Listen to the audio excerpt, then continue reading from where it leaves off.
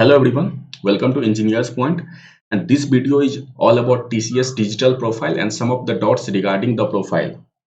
तो सबसे पहला डॉट जो कि किसी भी एम्प्लॉय के पास होता है कि अगर आपका प्रमोशन टेक्स प्लेस कर रहा है from TCS ninja to TCS digital profile, तो आपकी सैलरी जो इंक्रीज करेगी वो किस बेसिस पे करेगी। फॉर एग्जांपल मान लो कि एक फ्रेशर और एक 2 इयर्स प्लस एक्सपीरियंस्ड एम्प्लॉय का प्रमोशन होता है, तो क्या दोनों का सैलरी हाइक सेम होगा या फिर डिफरेंट होगा।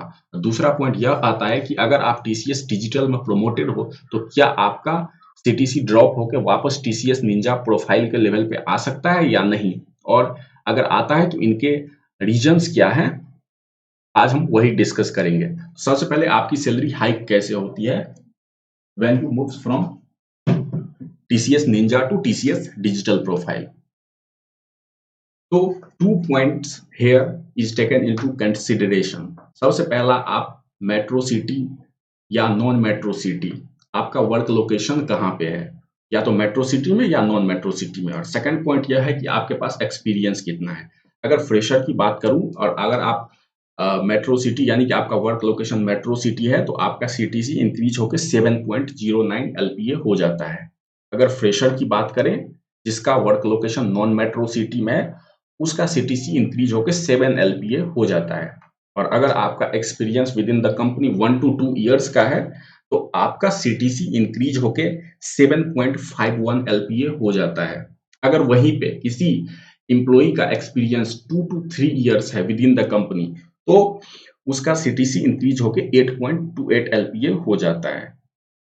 और अगर आपके पास 3 इयर्स का एक्सपीरियंस है और your experience nearer to 3 years, then आपका सीटीसी इंक्रीज होके 8.41 एलपीए का हो जाता है। यानी कि जब आप टीसीएस निंजा से टीसीएस डिजिटल प्रोफाइल में प्रमोट होते हो तो आपका एक्सपीरियंस काउंट किया जाता है और सैलरी में काफी ज्यादा डिफरेंस आ जाता है।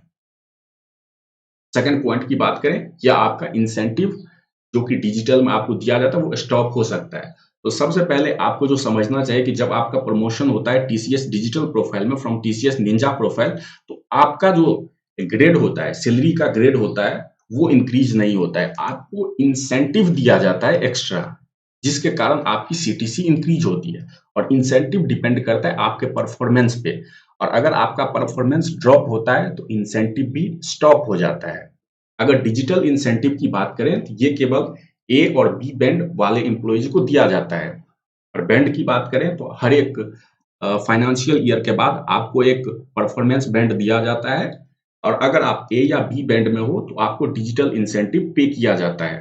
फॉर एग्जांपल, मान लो कि अगर आप सी बैंड में ड्रॉप हो जाते हो तो आपका डिजिटल इंसेंटिव वहीं पे रोक दिया जाता है। यानी कि आपका सीटीसी उस मंथ का जो होता है वो टीसीएस निंजा के सीटीसी के बराबर हो जाता है। और नेक्स्ट फाइनेंशियल ईयर अगर आप फिर से सी बैंड में ड्रॉप कर रहे हो तो आपका जो डिजिटल इंसेंटिव है वो परमानेंटली स्टॉप कर दिया जाता है। यानी कि अगर अब आपको विंग्स 2 या फिर कोई और जो कि लर्निंग पाथ है उसको पूरा करके अपना इंसेंटिव दोबारा से गेन करना पड़ेगा।